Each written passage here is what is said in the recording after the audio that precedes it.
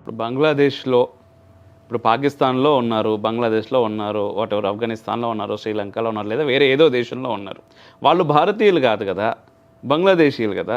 వాళ్ళ గురించి ఇంత బాధ మీకు ఎందుకు? భారతీయులకు ఏమైనా అయితే మీరు బాధపడాలి కానీ.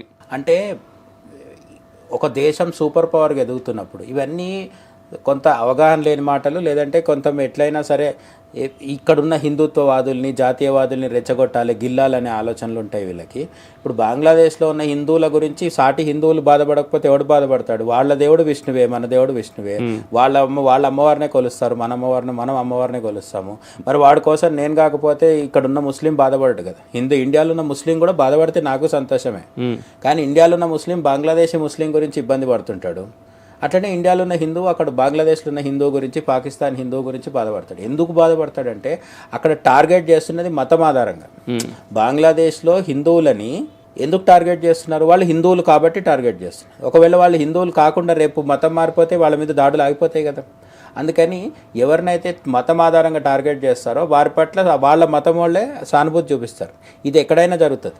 క్రిస్టియన్లకు కూడా వాళ్ళ మతం మీద ఆధారం ఉంటుంది. ఇప్పుడు నేను చెప్పింది అదే. బంగ్లాదేశ్లో కొంతమంది క్రిస్టియన్లు ఉన్నారు. మన మణిపూర్లో జరుగుతున్న గొడవలో కూడా కుకీ తెగలోకి సంబంధించిన వాళ్ళు చాలామంది క్రిస్టియన్ మతాన్ని పాటిస్తారు. వాళ్ళు గిరిజనులే కానీ వాళ్ళకు కుకీలు చాలామంది క్రిస్టియన్ మతాన్ని పాటిస్తారు. మైతీలు ఎక్కువ మంది హిందూ మతాన్ని పాటిస్తారు. దీనివల్ల ఏమవుతుంది, వాళ్ళ మధ్య మత ఘర్షణ కూడా కొంత ఉంది. కానీ బేసిక్గా వాళ్ళ గొడవ భూమి గురించి, మణిపూర్లో జరుగుతున్నది భూముల గురించి. అది పక్కన పెడితే మత విభేదాలు కూడా కొంతవరకు ఉన్నాయి. దాన్ని ఆసరా చేసుకొని అమెరికాలో ఉన్న క్రిస్టియన్ మాఫియా ఏదైతుందో ఆ క్రిస్టియన్ మాఫియా ఇక్కడ ఒక క్రిస్టియన్ దేశం ఏర్పాటు చేయాలనుకుంటుంది. ఇదేదో ఊహాగానం కాదు, స్వయంగా షేక్ హసీనా చెప్పింది. ఆమెను దించేయడానికి కారణమే ఇది ఒక కారణం. రెండోది, అక్కడ ఒక సైనిక స్థావరం ఏర్పాటు చేసుకొని అమెరికా తన బలం పెంచుకోవాలనుకుంటుంది.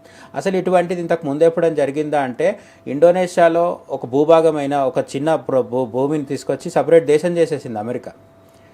ఎప్పుడు ఈ మధ్య కాలంలోనే చేసింది. లాస్ట్ 100 సంవత్సరాలు 50 సంవత్సరాలలోనే చేసింది. దాన్ని ఈస్ట్ తైమోర్ అంటారు. ఓకే. ఆ దేశం 90% పైగా క్రిస్టియన్ దేశం. అదొకప్పుడు ఇండోనేషియాలో భాగం. ఇండోనేషియా అంటే ఇస్లాం ఉన్న దేశం. అంటే ఒక ముస్లింలు ఉన్న దేశంలోంచి విడదీసి క్రిస్టియన్ దేశాన్ని చేసింది. అట్లనే పాలస్తీనా అనేది ఒక ముస్లిం దేశంగా ఉండేది 1949కి ముందు.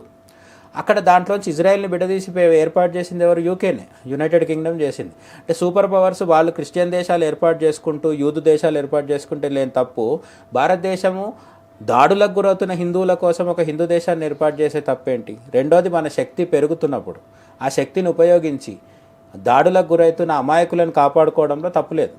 నేనేం చెప్తున్నానంటే, రాముడి కాలంలో రాముడు వెళ్ళి రావణాసురుడిని చంపి విభీషణుడికి రాజ్యం ఇచ్చాడు. అట్లనే సుగ్రీవుడికి రాజ్యం ఇచ్చి వాలిని చంపి సుగ్రీవుడికి రాజ్యం ఇవ్వడం జరిగింది. ఎందుకు ఇవ్వడం జరిగింది?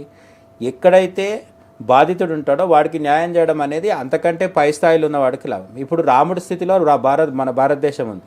మనకు హిందువులకు ఉన్నది ఏకైక దేశం, అతిపెద్ద దేశం ఏంటి? ఇండియా. నేపాల్ లాంటి చిన్న చిన్న దేశాలు ఉన్నా నేపాల్ వెళ్ళి బంగ్లాదేశ్ హిందువులకు ఏం సహాయం చేస్తుంది? నేపాల్కే వేరే వాడు సహాయం చేయాల్సిన పరిస్థితి.